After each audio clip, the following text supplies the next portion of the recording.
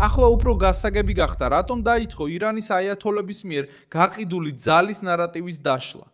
სანამ უფრო მძიმე დარტყმები იქნებოდა. სამხედრო სფეროში ირანის ხელმძღვანელობა და რევოლუციური გვარდია საჯაროდ ცდილობდნენ შეენარჩუნებინათ იმიჯი, რომ ჯერ კიდევ აკონტროლებდნენ დაპირისპირებას. თეირანის წარმომადგენელმა განაცხადა, რომ ჰორმუზის სრუტე ღია დარჩებოდა, მაგრამ მხოლოდ იმ გემებისთვის, რომლებიც ირანის მტრებთან არ არიან დაკავშირებული და იმ შემთხვევაში, თუ ისინი დაემორჩილებიან ირანის კოორდინაციას.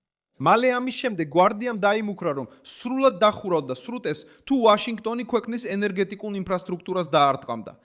და როდესაც ამერიკულ წინადადებას განიხილავდნენ ომის დასრულების შესახებ, ირანის ერთ-ერთმა ოფიციალურმა პირმა სააგენტო Reuters განუცხადა, რომ ეს გეგმა უსამართლოა და ნიშნავს ირანის თავდაცვის უნარიანობის დათმობას. და საჯაროდ განაცხადა, რომ ომს გააგრძელებდა. თუმცა ეს ვერსია თავად ფაქტებმა დაასუსტა.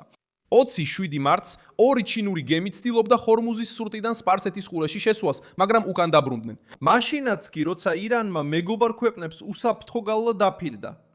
ეს დეტალი მნიშვნელოვანია, რადგან აჩვენებს, რომ პრაქტიკაში თეჰერანის სიტყვაც კი არ აღმოჩნდა საკმარისი გლობალური ვაჭრობისთვის სასიცოცხლოდ მნიშვნელოვანი მარშრუტისადმი ნდობის აღსადგენად.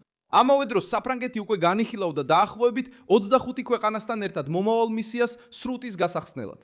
და არაბთა გაერთიანებულმა საამიროებმა განაცხადეს, რომ ისინი დათანხმდებიან საერთაშორისო ძალაში მონაწილეობას სანავიგაციოს დასაცავად.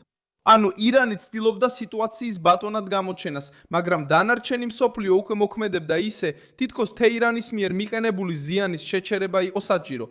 სწორედ ამ ეტაპზე მოხდა ყველაზე სიმბოლური დარტყმა. 26 მარტს შეერთებულმა შტატებმა დაადასტურა ალირეზა ტანკსირის, რევოლუციური გვარდიის საზღვაო ძალების მეთაურის სიკვდილი, რომელიც ისრაელის თავდასხმაში დაიღუპა და ის უბრალო სახელი არ იყო. როგორც თავად Reuters წერს, ტანკსირის მნიშვნელოვანი როლი ჰქონდა ჰორმუზის დახუვაშურვაში და ის ირანის ზეწოლის ცენტრალური ფიგურა იყო ზღვაში. ირანის საზღვაო სტრატეგიის გულმა პირდაპირ დარტყმა მიიღო ომის ყველაზე მგზნობიარე ზონაში, როდესაც მთავარ შანტაჟის იარაღთან დაკავშირებული მეთაური იღუპება, რეჟიმის ძალის ნარატივი ნელ-ნელა კარგავს საფუძველს. მიუხედავად ამისა, მნიშვნელოვანია გავიგოთ, როგორც ცდილობდა ირანი ამ პოზიციის შენარჩუნებას. თებერვალში თეირანი აგრძელებდა თავდასხმებს, ბლოკავდა სრუტეს და ქმნიდა შთაბეჭდილებას, თითქოს შეეძლო ხანგრძლივი კამპანიის გაძლება. მაგრამ ისტორიის მეორე მხარე რთულია აიათოლებისთვის. პენტაგონმა განაცხადა, რომ ირანის სარაკეტო და დრონებით თავდასხმები დაახლოებით 90%-ით შემცირდა ომის დაწყების შემდეგ. და რომ სარაკეტო დრონებისა და საზღვაო საშუალო საშუალებების საწარმოო ობიექტების 66%-ზე მეტი დაზიანდა ან განადგურდა. სხვა სიტყვებით რო ვთქვათ, ირანი კვლავ წარმოადგენს საფრთხეს, მაგრამ დღეს ეს საფრთხე ბევრად ნაკლებია, ვიდრე ცდილობს წარმოაჩინოს. წინააღმდეგობა კიდევ უფრო თვალსაჩინო გახდა დიპლომატიურ ფრონტზე. საჯაროდ თეირანი აცხადებდა, რომ არ მიიღებდა იძულებას და რომ ამერიკული წინადადება მხოლოდ შეერთებული შტატებისა და ისრაელის ინტერესებს ემსახურებოდა. მაგრამ ამავე დროს გეგმა გადახედეს ირანის უმაღლესმა ხელისუფლებებმა, პაკისტანის შუამავლობით და ფორმალური პასუხისთვის კარი ღია დარჩა. კარი იმისა, თუ როგორ დაიწყო ომი ორ ფენად მიმდინარეობა. სიტყვით გამოსვლაში რეჟიმი ცდილობდა შეურხელად გამოჩენილიყო, მაგრამ კულისებში იძულებული იყო ეძებნა გამოსავალი ზეწოლის შესამცირებლად. მიზეზი მარტივია.